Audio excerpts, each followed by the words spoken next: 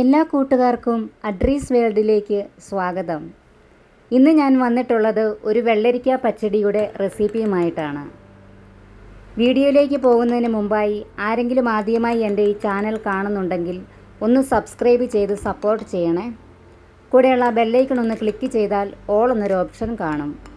അതിൽ കൂടി ക്ലിക്ക് ചെയ്താൽ ഞാൻ ഇടുന്ന എല്ലാ വീഡിയോസിൻ്റെയും നോട്ടിഫിക്കേഷൻ അതാത് സമയത്ത് നിങ്ങളുടെ ഫോണിൽ നിങ്ങൾക്ക് ലഭിക്കുന്നതായിരിക്കും.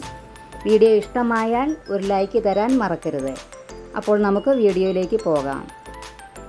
ഇതിനായി ഞാനിവിടെ എടുത്തിരിക്കുന്നത് ഒരു ഇടത്തരം ചെറിയ വെള്ളരിക്കയാണ്. ഇത് മുഴുവനായി ഞാൻ എടുക്കുന്നില്ല, ഇതിൻ്റെ പകുതിയേ എടുക്കുന്നുള്ളൂ. കൂടെ ഞാനിവിടെ എടുത്തിരിക്കുന്നത് ഒരു തേങ്ങയുടെ പകുതി മുറിയാണ്. അത് മിക്സിയിൽ അരച്ചെടുക്കാൻ വേണ്ടിയിട്ടാണ്. പിന്നെ കുറച്ച് കറിവേപ്പിലയും ഒരു പച്ചമുളകും എടുത്തിട്ടുണ്ട്. ഇനി നമുക്ക് ഈ വെള്ളരിക്ക ഒന്ന് മുറിച്ച് തൊലിയൊക്കെ കളഞ്ഞ് ഇതിൻ്റെ കുരുവൊക്കെ ഒന്ന് കളഞ്ഞ് വൃത്തിയാക്കി എടുത്തിട്ട് വരാം. ഞാനിതിൻ്റെ പകുതിയാണ് എടുക്കുന്നത്.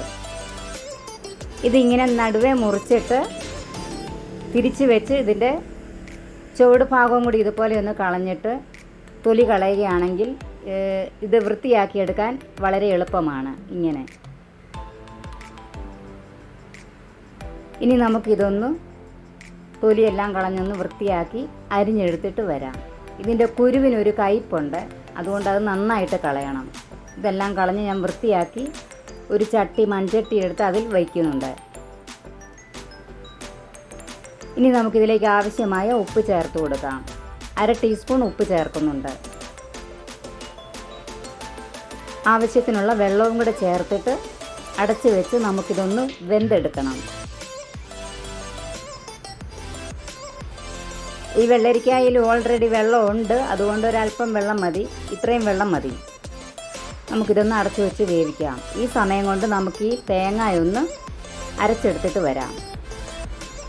ആദ്യമേ ഞാൻ ഈ തേങ്ങാക്കൊത്തായതുകൊണ്ട് തന്നെ ഒന്ന് ക്രഷ് ചെയ്തെടുത്തിട്ട് പിന്നെയാണ് ഇത് നന്നായിട്ടൊന്ന് അരച്ചെടുക്കുന്നത്. നമുക്ക് ആദ്യം ഇതൊന്ന് ക്രഷ് ചെയ്തെടുത്തിട്ട് വരാം.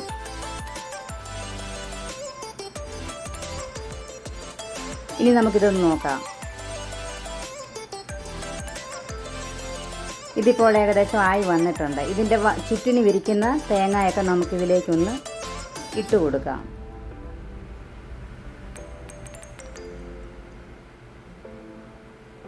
ഇനി ഇതിലേക്ക് ഞാൻ ഒരു പച്ചമുളകാണ് ചേർക്കുന്നത്. എരിവിനാവശ്യമായ പച്ചമുളക് നിങ്ങൾക്ക് ചേർക്കാം. എനിക്കിപ്പോൾ ഇത് മതിയായതുകൊണ്ട് ഞാൻ ഈ ഒരെണ്ണവേ ചേർക്കുന്നുള്ളൂ. ആവശ്യത്തിനുള്ള വെള്ളം കൂടി ചേർത്തിട്ട് നമുക്കിതൊന്ന് അരച്ചെടുക്കാം.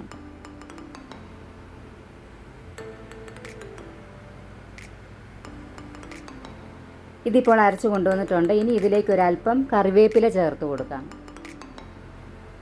ഇതിങ്ങനെ 3 പ്രാവശ്യമായിട്ട് ഞാൻ അരയ്ക്കുന്നത് തേങ്ങാക്കൊത്തായതുകൊണ്ട് ഇത് അരഞ്ഞ് കിട്ടാൻ കുറച്ച് പാടാണ്, അതുകൊണ്ടാണ് ഇങ്ങനെ ചെയ്യുന്നത്. ഇനി ഇതൊന്നുകൂടി നമുക്കൊന്ന് അരച്ചെടുക്കാം.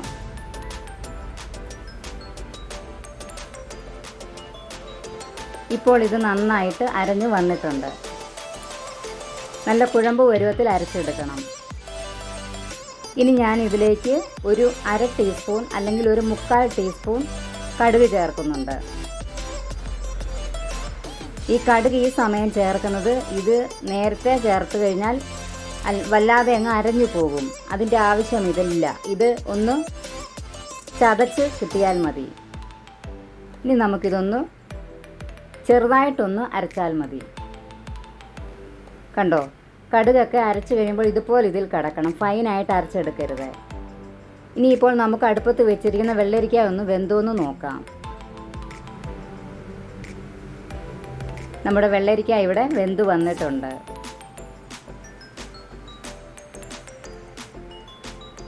ഇതിൻ്റെ വെള്ളമൊക്കെ ഒന്ന് ചെറുതായിട്ട് വറ്റി വന്നിട്ടുണ്ട്. ഒരുപാട് അങ്ങ് വറ്റിപ്പോകണ്ട, നമുക്കൊരല്പം കുഴമ്പ് പരുവത്തിൽ വേണമല്ലോ കറി നിൽക്കാൻ. ഇനി നമുക്കിതിലേക്ക് അരച്ച് വെച്ചിരിക്കുന്ന അരപ്പ് ചേർത്ത് കൊടുക്കാം. ഈ അരപ്പ് ചേർക്കുന്ന സമയത്ത് ഇത് ലോ ഫ്ലെയിമിലായിരിക്കണം സ്റ്റൗ നിൽക്കേണ്ടത്. അരപ്പെല്ലാം നന്നായിട്ട് ഇതിനകത്ത് ചേർത്തിട്ട് ഇതൊന്ന് മിക്സ് ചെയ്തെടുക്കാം.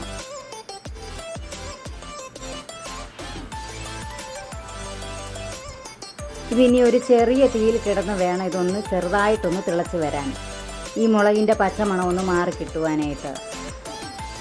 ഒരുപാടങ്ങ് തിളച്ച് പോകരുത്, തിളച്ച് പോയാൽ ഇത് പിരിഞ്ഞു പോകും. ഇതുപോലെ ചെറുതായിട്ടൊന്ന് തിള വന്നാൽ മതി. ചെറിയ തീയിലിട്ട് ഒരു അല്പസമയം ഇതുപോലെ ഒന്ന് ഇളക്കി കൊടുത്ത് ഈ അരപ്പൊന്ന് വെന്തെടുക്കണം.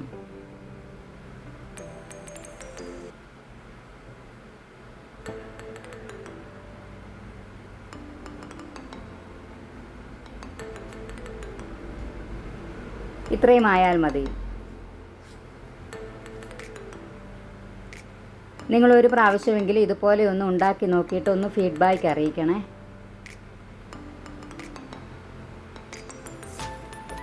ഇതിപ്പോൾ ആയി വന്നിട്ടുണ്ട്. ഇനി നമുക്ക് സ്റ്റൗ ഓഫ് ചെയ്യാം.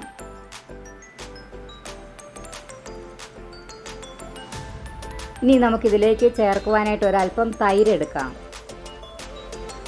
ഞാനിവിടെ ഒരു ചെറിയ കപ്പിന് ഒരു 1/4 കപ്പ് തൈര് എടുക്കുന്നുണ്ട്. ഇതുപോലെ ഒരു വിസ്ക് ഉപയോഗിച്ചോ അല്ലെങ്കിൽ മറ്റെന്തെങ്കിലും വെച്ചോ നമുക്കിതുപോലെ തൈര് നന്നായിട്ടൊന്ന് ഉടച്ചെടുക്കാം.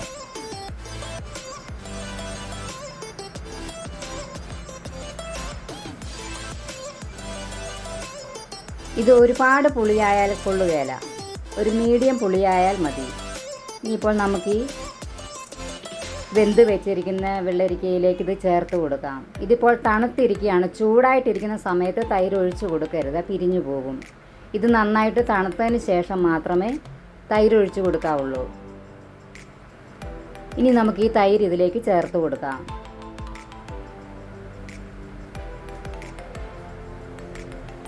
ഇതിനി നന്നായിട്ടൊന്ന് മിക്സ് ചെയ്യാം.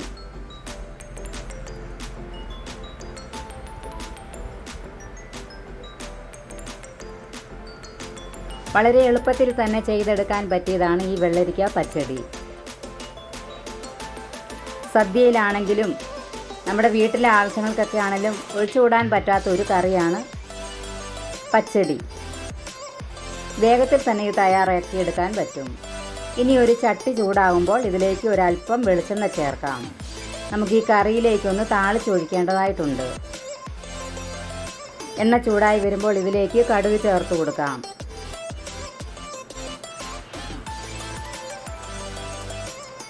ഈ കടുക് നന്നായിട്ടൊന്ന് പൊട്ടി വരുന്ന സമയത്ത് അരിഞ്ഞു വെച്ചിരിക്കുന്ന കൊച്ചുള്ളി ചേർത്ത് കൊടുക്കാം.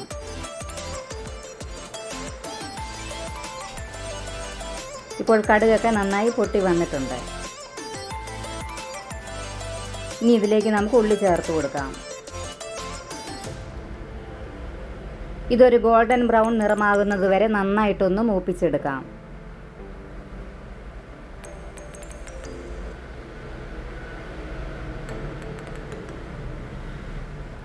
ഇനി നമുക്കിതിലേക്ക് എടുത്ത് വെച്ചിരിക്കുന്ന വറ്റൽമുളക് ചേർത്ത് കൊടുക്കാം. ഞാൻ 2 വറ്റൽമുളകാണ് ഇതിനായിട്ട് ഇവിടെ എടുത്തിരിക്കുന്നത്. ഇതും കൂടി ഒന്ന് ചേർത്ത് നന്നായിട്ടൊന്ന് മൂപ്പിച്ചെടുക്കാം. ഇതിപ്പോൾ ഏകദേശമായി വന്നിട്ടുണ്ട്. ഇനി ഇതിലേക്ക് ഒരല്പം കറിവേപ്പില ചേർത്ത് കൊടുക്കാം.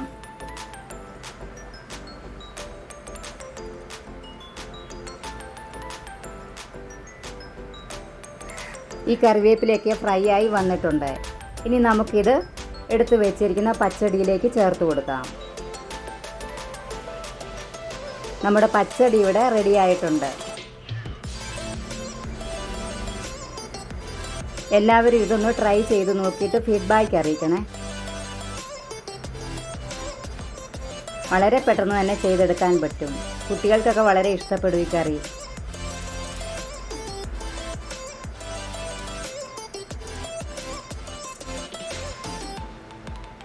മറ്റൊരു കറിയില്ലെങ്കിൽ നമ്മൾ ഇഷ്ടം പോലെ ചോറുണ്ണും.